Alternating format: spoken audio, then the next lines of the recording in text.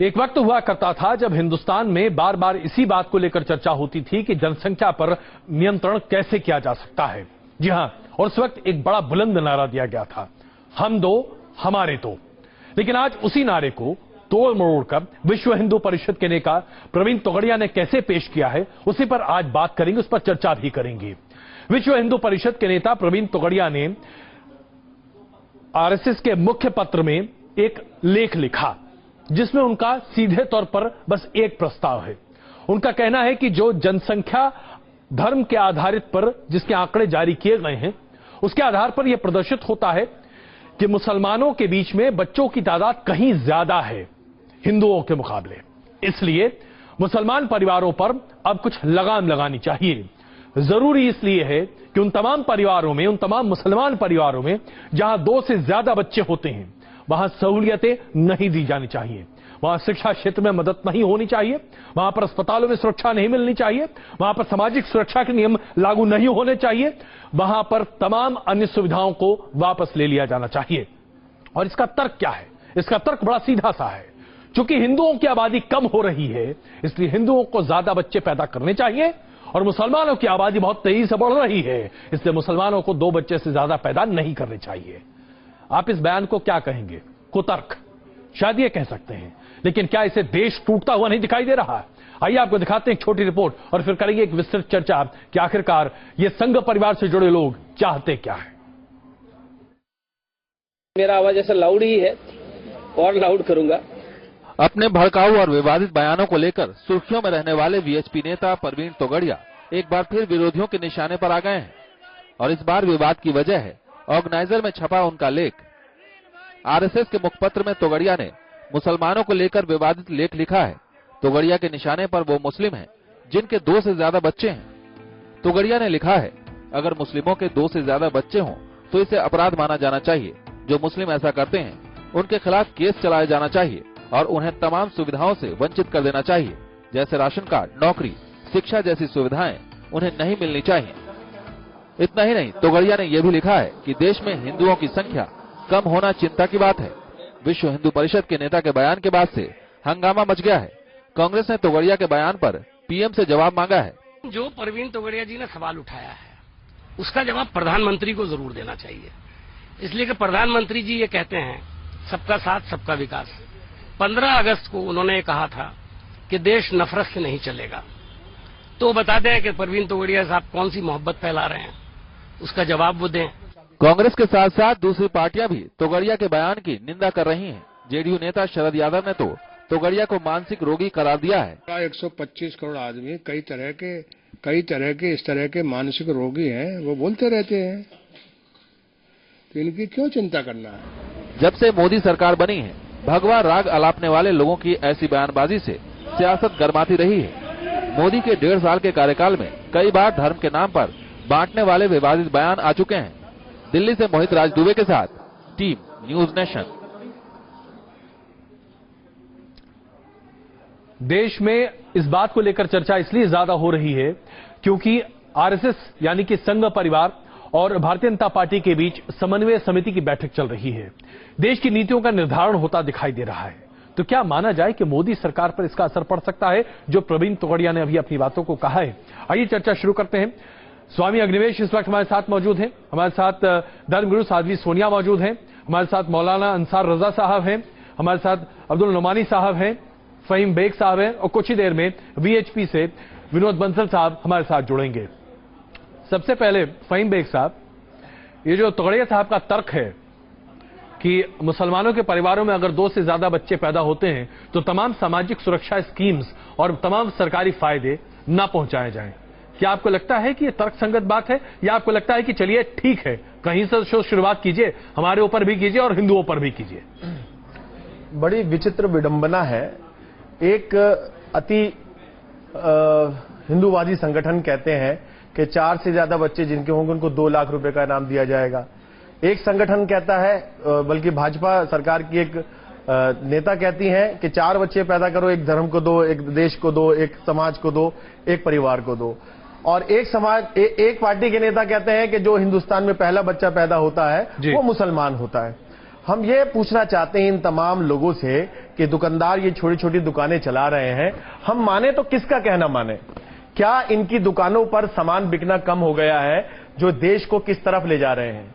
और मैं सवाल करता हूं साहिबा से कि वादा और सौदा तो अच्छे दिनों का था, वादा न लव जिहाद का था, न हिंदू मुस्लिम का था, न आबादी का था, और न किसी भी ऐसे एजेंडे का था जिससे देश को तोड़ा जाए। मैं साहिबा से पूछता हूं, वादा इन बातों का नहीं था, वादा अच्छे दिनों का था, रोजगार का था, हर हाथ में काम का था, और लोग आज रोजगार का हाल हो गया है। बिल्कुल, कहां है रोजगार, कहां है अस्पताल, कहां है स्कूल, और कहां है लोगों में आपस में प्रेम और एकता? साध्वी सोनिया जी, आपकी क्या राय है इस पूरे मामले पर? क्या आप प्रवीण तोगड़िया जी की राय से सहमत हैं, या आपको लगता है कि बस बयान मात्र है, इस पर ध्यान नहीं देना चाहिए? अजय भाई, प्रवीण जी देश की और हिंदुत्व की इतनी चिंता कर रहे हैं, ये जानकर बहुत अच्छा लगा। लेकिन काश यदि वो सही दिशा में करंट इश्यूज को लेकर विचार करते तो ज्यादा बेहतर होता है, ऐसी मेरी सोच है। इस वक्त हिंदू सनातन धर्म का सबसे बड़ा पर्व कुंभ चल रहा है, वहां पर जो घटनाएं घट रही हैं, जिस तरह से साधु संतों को परेशान किया जा रहा है, उस पर तो तोगड़िया जी का अभी तक कोई कमेंट ही नहीं आया। जी बिल्कुल, यही बात आज हम भी सामने रखना चाहते हैं कि आखिरकार चौमासा है जी, चौमासा है जी, चौमासा है। साधु संत सन्यासी एक जगह जब एक चौमासे में होते हैं तो 2 महीने तक या 4 महीने तक वहां से वो दूसरी जगह जा नहीं सकते हैं, क्योंकि वो एक ही स्थान पर रहते हैं, ऐसा उनका संकल्प रहता है। यात्रा नहीं करते हैं, गमन नहीं करते हैं, ऐसा नियम है।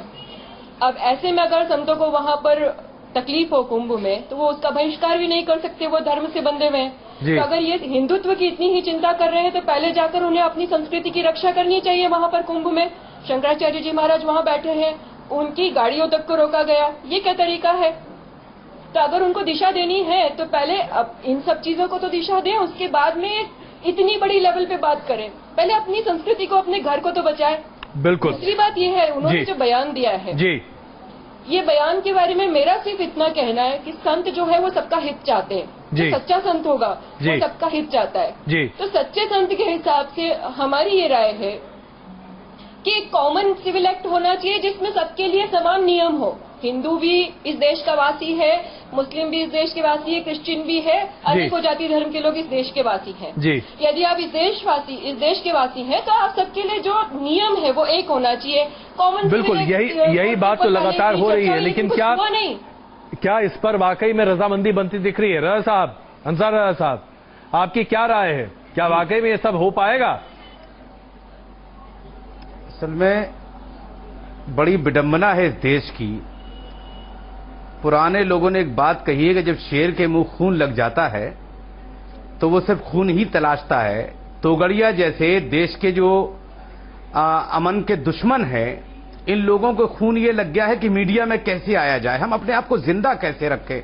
तो सबसे बढ़िया तरीका यह है कि मुसलमानों के खिलाफ कोई ना कोई बयान दे दो, हम अपने आप हाईलाइट हो जाएंगे। और वही वो कल से ये साजिश में थे कि 3 दिन की जो वार्ता है, इसमें हम आगे कैसे रहें, आरएसएस से, बीजेपी से हमारा सिक्का कैसे जमे। तो पहले नंबर उन्होंने आज ये लेख लिख दिया। मैं अजय जी एक बात कहना चाहता हूं, जहां तक सवाल आबादी का है, तो हमारे ऊपर क्यों आप आबादी पर पाबंदी लगा रहे हो कि मुसलमान 2 बच्चे पैदा करें? कभी इन्होंने लालू यादव से पूछा है जिसने 11-11 पैदा किए हैं? कभी उनसे सवाल किया है? और हम तो आपके चैनल के माध्यम से अभी तक, आज तक मैंने कभी ऐसा कोई बयान नहीं दिया है जो हमारे हिंदू भाइयों के खिलाफ जाए या मुल्क के खिलाफ जाए। लेकिन अब हम मुसलमानों से कहते हैं कि जब ऐसे लोग निकल के आ रहे हैं तो मुसलमानों को ज्यादा से ज्यादा बच्चे पैदा करना चाहिए। और तोगड़िया के अंदर हिम्मत है तो हमारा राशन कार्ड रोक के दिखा ले, आप ये गलत कह रहे हैं। हमारा राशन कार्ड रोक के दिखाए। धर्मगुरु ने कहा था कि हर कोई, हम क्यों गलत कह रहे हैं मैडम? होता है, ये मत कहिए। ये रज़ा साहब, ये बात क्यों गलत कह रहे हैं? आप ही के यहाँ से एक मैं इसीलिए कह रहा हूँ कि मैंने आज तक ऐसा बयान नहीं दिया, लेकिन मजबूरी है। कोई पैदा होने वाला मुस्लिम होता है, जो सनातन अपराध है ऐसा कहना। हम बिल्कुल नहीं, जिसने ये बयान दिया है हमने कंडम किया उसके बयान को। कौन से मोहम्मद का चाचा, हमने कंडम किया उसके बयान को। बताइए, आप इतना हमें धमका रहे हो कि कम बच्चे पैदा करो, 2। आखिर हमें धमकी देने का क्या मतलब है भाई? धमकाने हम इस मुल्क के, हमने भी गर्दनें कटाई इस मुल्क को बचाने में। देखिए, आज अंसार रज़ा साहब, इस देश की, मैं क्षमा चाहूंगा आप दोनों से, मैं आप दोनों से क्षमा चाहूंगा। आज हमारे लिए वाकई में हमारी आबादी एक बहुत बड़ी समस्या है, इससे जूझना हम सबों को एक साथ चाहिए। इसमें विघटन और विभाजन की बात करेंगे तो वाकई बहुत बड़ी दिक्कत हो जाएगी। मैं क्षमा चाहता हूं, साधी जी, मैं क्षमा चाहता हूं आपसे, मैं बस 1 मिनट। स्वामी अग्निवेश, क्या आपको लगता है कि आज बजाय इसके कि हम अपने मानव संसाधन के बारे में एक समुचित नीति तय करें, हम यहां पर राजनीति की दुकान और राजनीति करते दिखाई दे रहे हैं?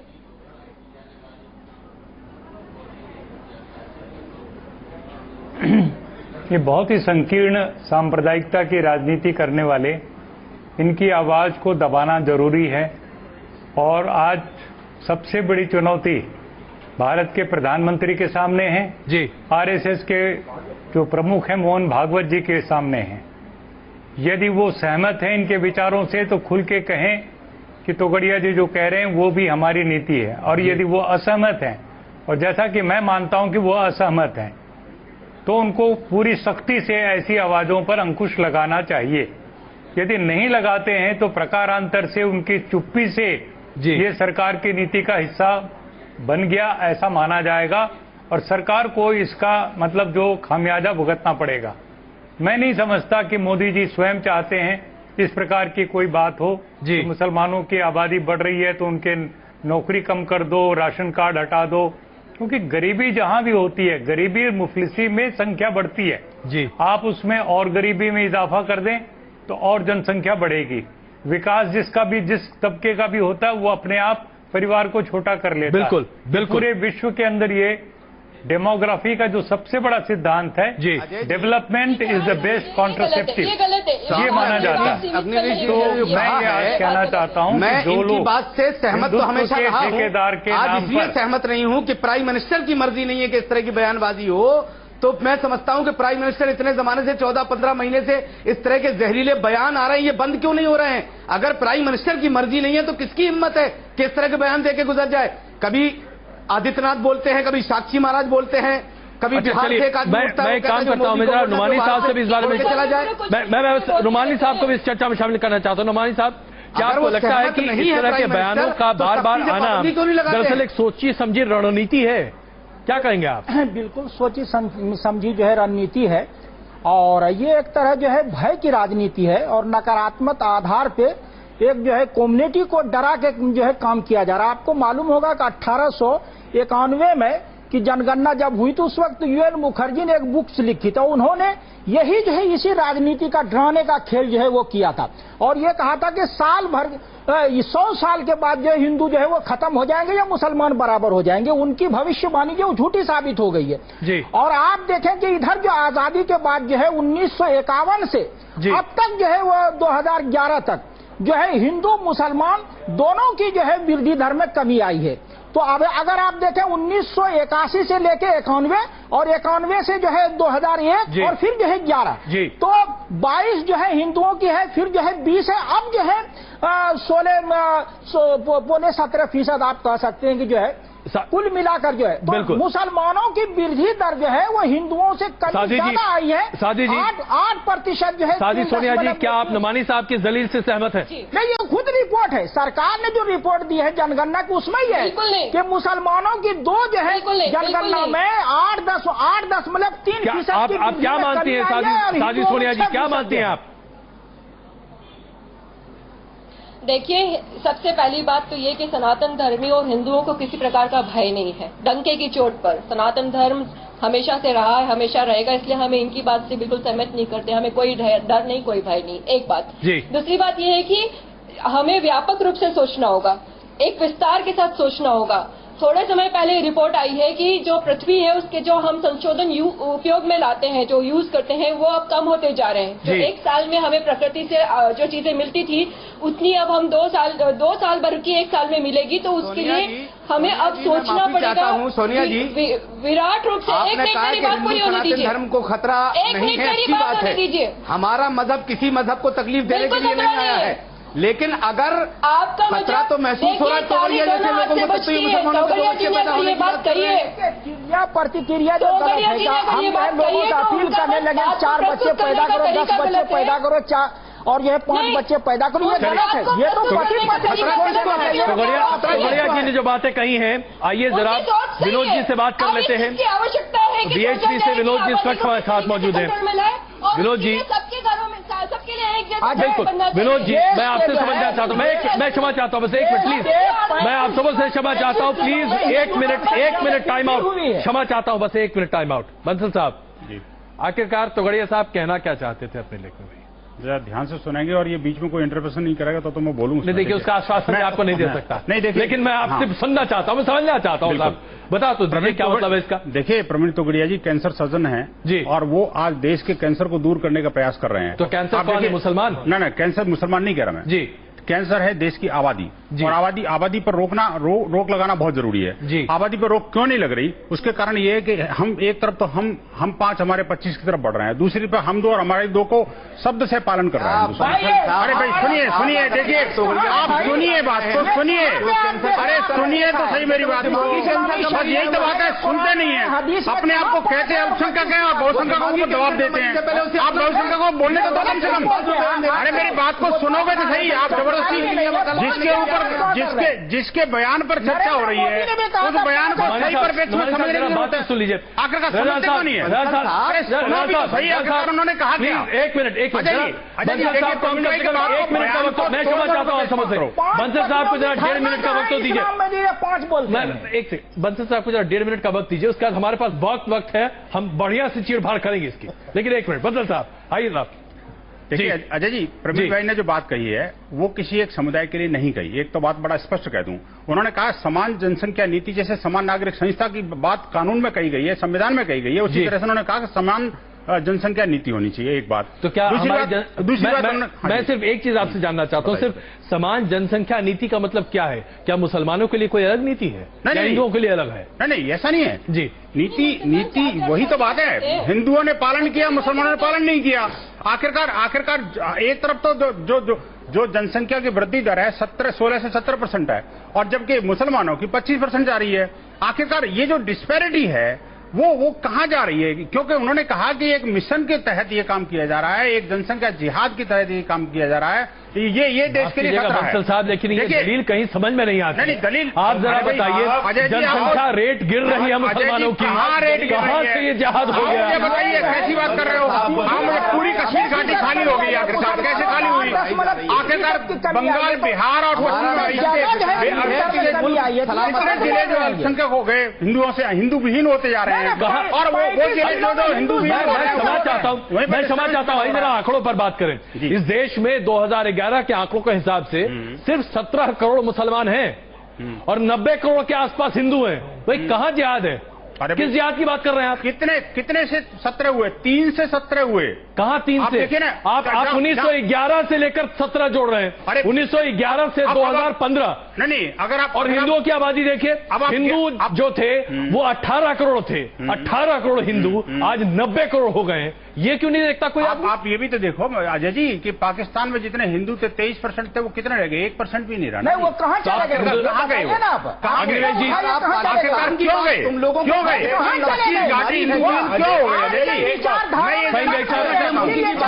इसलिए चूंकि डेमोग्राफिक प्रोफाइल का एक सेकंड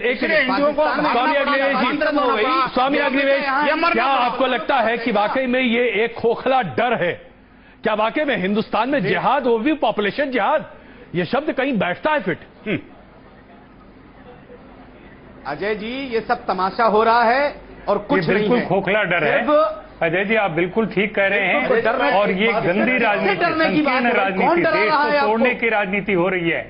और मुझे लगता है कि ऐसे लोगों के खिलाफ सख्त कानूनी कार्रवाई करने के लिए सरकार को सामने आना चाहिए। उसमें डरने यदि सरकार अपने सख्ती के साथ ऐसे इरादों को कुचलती नहीं है, देश को तोड़ने का सामान तैयार कर रहे हैं के माध्यम से। बिल्कुल, मैं क्षमा चाहता हूँ क्योंकि हमारे पास मेहमान की संख्या ज्यादा है। बेग साहब आप क्या कह रहे हैं? बेग साहब, ये कहना चाहता हूँ, बात हो रही है वो अपराध करने वाले जो बच्चे ज्यादा पैदा करते हैं उनका राशन पानी बंद किया जाए। बिल्कुल, मैं ये कहता हूँ राशन पानी ऐसे लोगों का बंद किया जाए जो देश को बांटने की राजनीति कर रहे हैं, चाहे उसमें तोगड़िया हो, साध्वी हो, उवैसी हो, ऐसे जितने भी लोग हैं जो देश को बांटने का काम कर रहे हैं अपनी दुकानें चलाने के लिए।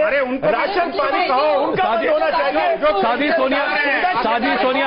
साधी सोनिया यहाँ पर फहीम बेग ओवैसी का नाम भी ले रहे हैं। कौन है राष्ट्रगान का विरोध कर रहे हैं? गौर करने वाली बात है। ये सिचुएशन वहीं क्यों क्रिएट होती है जहाँ हिंदू कम है? वहाँ पर क्यों नहीं होती जहाँ पर ओवैसी के साथ खड़े नहीं हुए हैं? जहाँ हिंदू बहुसंख्यक है वहाँ पर तिरंगे को क्यों नहीं जलाया जाता? क्योंकि क्यों राष्ट्र तिरंगा आरएसएस के मुख्यालय पे नहीं फहराया जाता? अरे भैया, राष्ट्रीय संसद संघ के सरसंघ चालक जी हैं। बताइए कभी नहीं, सुनिए, मुद्दे को भटकाइए नहीं, मुद्दे को भटकाइए नहीं। मैं एक आखिरी सवाल, झंडा भगवा कहा है। एक आखिरी सवाल आप सबों के सामने रखना चाहता हूं, प्लीज। एक आखिरी सवाल, मेरे पास वक्त कम है चर्चा के लिए। एक आखिरी सवाल, जब एक लफ्ज में और एक ही सांस में फहीम बेग साहब ये कह रहे हैं कि उन तमाम लोगों पर प्रतिबंध लगना चाहिए जो देश को बांट रहे हैं, चाहे वो वीएचपी के नेता हो या ओवैसी हो, तो क्या इस तरह के बयान पर किसी को आपत्ति होनी चाहिए? बीएसपी के नेता साध्वी सोनिया जी, राष्ट्र सर्वोपरि हमारे लिए। देखिए, चर्चा तोगड़िया जी की हो रही है, तो मैं ये कहूंगी कि उनकी जो सोच है, दूरदर्शिता अच्छी है, लेकिन उसको प्रस्तुत करने का तरीका गलत है। उनको उस विचार को सही तरीके से प्रस्तुत करना चाहिए। चलिए, मैं क्षमा चाहता हूं, मेरे पास वक्त कम है। आपने अपनी बात बहुत संक्षेप में रखी, मैं इसके लिए धन्यवाद देता हूं। रजा साहब, अंसार रजा साहब, समानता से पालन क्या अंसार रजा साहब, एक आखिरी टिप्पणी आपकी। क्यों? तरीका गलत है, सोच सही है। चाहे वो अजय जी, चाहे वो तोगड़िया हो, चाहे ओवैसी हो, इनका दिमागी संतुलन बिगड़ गया है। अपने संतुलन को दोनों लोगों को भर्ती करवाया जाए। मैं समझ नहीं सकते। चलिए, मैं क्षमा चाहता हूं आप सबों से। ये एक ऐसी चर्चा है जिसे शायद हम एक सीमित समय में कभी तय नहीं कर सकते, लेकिन मैं आप सबों का धन्यवाद देता हूं। इसमें कोई शक नहीं है कि आज देश में संकीर्ण मानसिकता का विरोध होना चाहिए। अब उस मानसिकता को आप परिभाषित कैसे करेंगे, मैं अपने दर्शकों के विवेक पर छोड़ता हूं। रुक रहा